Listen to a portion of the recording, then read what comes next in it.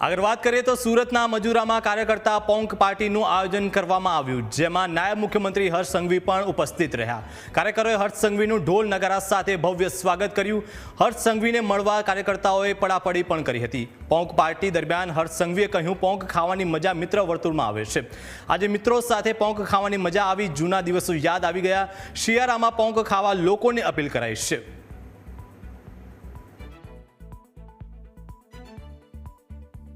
દર વર્ષે આ સિઝનમાં મારા મિત્રો જોડે ત્યાં ચાર રસ્તા પર બેસીને પોંક અને પોંક વડા ખાવાની અમારી પરંપરા રહી છે અને એ જ પરંપરાને આગળ વધારતા આજે ફરી આ બધા મિત્રો જોડે, કાર્યકર્તાઓ જોડે, હોદ્દેદારો જોડે, બધા જ જોડે આજે સાથે મળીને પોંક ખાધો।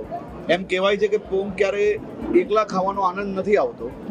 પોંક જ્યારે તમારા મિત્રો જોડે, તમારા પરિવારજન જોડે અને ખાસ કરીને પોંક ક્યારેય પોતે બધા અલગ અલગ પોતપોતાની થાળીમાં નથી ભરતા હોતા, બધા જ લોકો સાથે મળીને ખાતા હોય છે અને આનાથી પ્રેમ, લાગણી આ બધું જ વધતું હોય।